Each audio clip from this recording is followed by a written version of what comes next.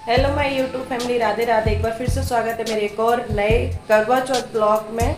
तो कैसे हैं आप सभी लोग, प्लीज़ ज़रूर बताना। और मेरी तरफ से सारी बहनों को हैप्पी हैप्पी हैप्पी करवा चौथ। सभी का स्वाग हमेशा अमर रहे, भगवान की कृपा सबके घर परिवार पे रहे। तो मैं अपना ब्लॉग स्टार्ट कर रही हूँ शाम से, क्योंकि सुबह से तो मेरे को टाइम मिला नहीं। तो चलिए करते हैं।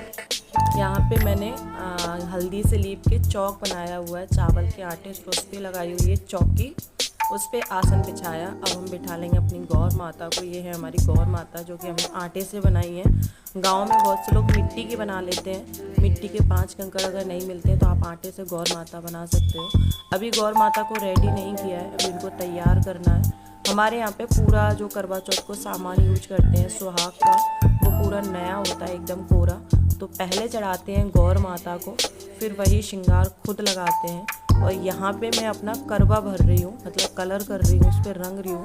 क्योंकि मेरा जो शादी वाला करवा है वो रखा हुआ है मेरी ससुराल में, और मिट्टी का करवा हमारे यहाँ यूज नहीं होता। तो हम लोटे को चावल का आटा, उसको मतलब चावल को भिगो के पीस के उससे रंग के फिर उसको मढ़ लेते हैं। यहाँ पे मैं लिख रही हूँ अभय की दुल्हनिया, क्योंकि मेरे हस्बैंड का नाम अभय है तो मैं हूँ उनकी दुल्हनिया।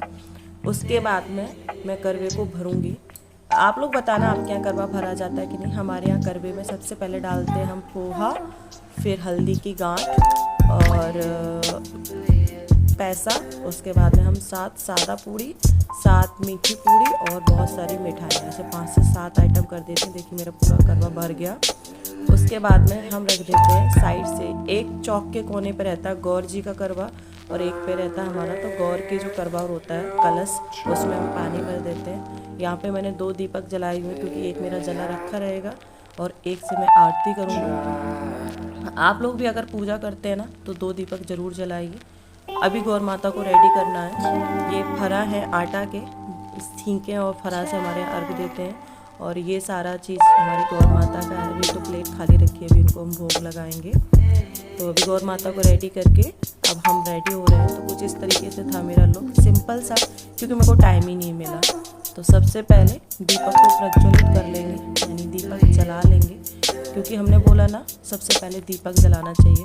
अगर कोई सुनने वाला है तो ठीक है, डेली पूजा में भी अगर हम कोई भी पूजा करते हैं, चालीसा किताब जो भी पढ़ते हैं, अगर कोई बगल में सुन रहा है तो ठीक है, नहीं हमें एक पहले दीपक जला के रख लेना चाहिए, उसके बाद पूजा स्टार्ट करनी चाहिए। और वो दीपक को वैसे ही रखना चाहिए, उसी दीपक से फिर आरती नहीं करनी चाहिए। तो यहाँ पे मैं वो घुमा लूँगी अपनी धूप, और उसके बाद में हम अपनी आरती करना स्टार्ट करेंगे। और ये जो चुनरी है ना, ये मेरे को एक मंदिर में प्रसाद में मिली हुई थी, तब से मैं यही चुनरी यूज करती हूँ पूजा में। मेरी शादी वाली चुनरी नहीं है, मेरी शादी वाली चुनरी मुझे पता भी नहीं है कहाँ है।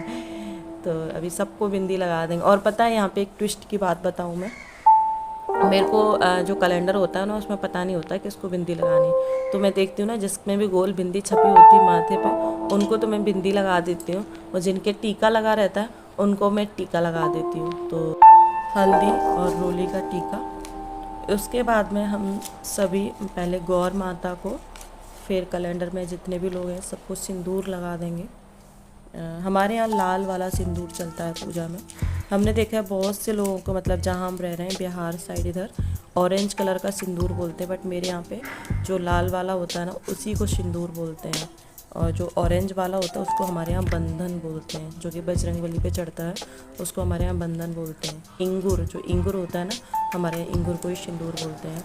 तो ये लगाने के बाद में सबको लगाएंगे सिंदूर। और माता रानी की पहले मांग भरी जाती है, फिर हमारे यहाँ पे जो गौर माता है ना, इन्हीं से सिंदूर लेके अपनी मांग पे लगाया जाता है 5 बार। और आज करवा चौथ वाले दिन पूरी मांग भरते हैं, मतलब ऐसा नहीं कि थोड़ा थोड़ा सामने छुड़ा लो, पूरी मांग हमारे यहाँ भरी जाती है। तो सबको सिंदूर लगाने के बाद में हम भगवान जी को, यानी कैलेंडर वाले जो करवा माता हैं, गौरी माता हैं, सबको भोग लगाएंगे। सबका अलग अलग भोग है, और मैं बाद में एक ही प्लेट में रख देती हूँ। और यहाँ पे ऊपर, मतलब हमारे बगल में बेड पड़ा हुआ है, यहाँ पे गन्नू बैठे हुए तो मेरे को बड़ा परेशान कर रहे हैं। कहीं सर से चुन्नी हटा रहे हैं, कहीं कुछ कहीं कुछ, और बोल रहे हैं और पता बोल रहा है आज बर्थडे है, आज सबकी पूजा हो गई, आज बर्थडे है। और जब मैंने इनका टीका किया ना, तो साथ में उसने अपना भी टीका करवाया, कह रहा है आज तो बर्थडे है। तो मैं ऐसे खिला खिला के सबको उसी में प्लेट में रख दिया। अभी चलिए दीपक जला लेते हैं। और करते हैं पूजा। दीपक तो खैर जल ही रहा है। उसके बाद अब कहानी गाएंगे। कहानी कहने के बाद में फिर आरती करेंगे। तो चलिए थोड़ा सा रियल वॉइस में आपको सुनाते हैं। चतुर्थी को करवा चौथ कहते हैं। इसमें गणेश जी का पूजन व्रत स्वागत स्त्री अपने पति की दीर्घायु के लिए करती है। प्राचीन काल में द्विज नामक ब्राह्मण के 7 पुत्र और एक वीरावती नाम की कन्या थी। वीरावती प्रथम करवा चौथ व्रत के दिन भूख से व्याकुल हो पृथ्वी पर मूर्छित होकर गिर पड़ी। तब सब भाई यह देखकर रोने लगे और जल से मुंह धुलाकर एक भाई वट वृक्ष पर चढ़कर चलनी में दीपक दिखाकर बहन से कहा कि चंद्रमा निकल रहा है। उस अग्नि रूप को चंद्रमा समझकर दुख हुआ। चंद्रमा को अर्घ देकर पूजन के लिए बैठी। पहले कौर में बाल निकला, दूसरे कौर में छींक हुई, तीसरे कौर में ससुराल से बुलावा आया। ससुराल में उसने देखा कि उसका पति मरा पड़ा है। संयोग से वहाँ इंद्राणी आई और उन्हें देखकर विलाप करते हुए वीरावती बोली कि हे माँ, यह किस अपराध का मुझे फल मिला। प्रार्थना करते हुए बोली कि मेरे पति को जिंदा कर दो। इंद्राणी ने कहा कि तुमने करवा चौथ व्रत बिना चंद्रमा के अर्घ दे दिया था। यह सब उसी के फल से हुआ है। अतः अब तुम 12 माह के चौथ के व्रत व इंद्राणी करवा चौथ व्रत श्रद्धा और भक्ति विधि पूर्वक करो तो तुम्हारा पति पुनः जीवित हो उठेगा। इंद्राणी के वचन सुन वीरावती ने विधि पूर्वक 12 माह के चौथ और करवा चौथ व्रत को बड़ी भक्ति भाव से किया और इन व्रतों के प्रभाव से उसका पति पुनः देवता क्षत्र से जीवित हो उठा। हे माता, जिस प्रकार से वीरावती के पति को दीर्घायु प्रदान की, उसी प्रकार हमारे पति की रक्षा करें, उसी प्रकार हमारे पति की रक्षा करें और हमें उचित फल प्रदान करें। बोलो करवा माता की जय, करवा माता की जय। जय गणेश जय गणेश देवा, माता सखी पार्वती पिता महादेवा। हार चढ़े फूल चढ़े और चढ़े मेवा, लड्डून के भोग लागे शांति करे सेवा।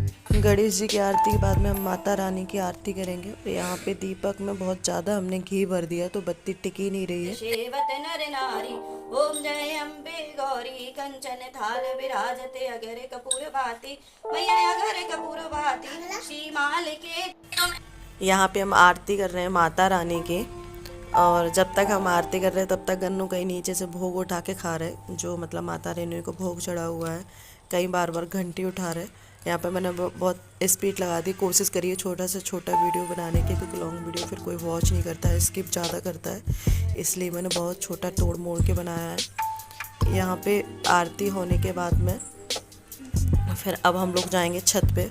और जब तक हम छत पे गए हुए थे ना, चांद पूरा निकल के आ गया था।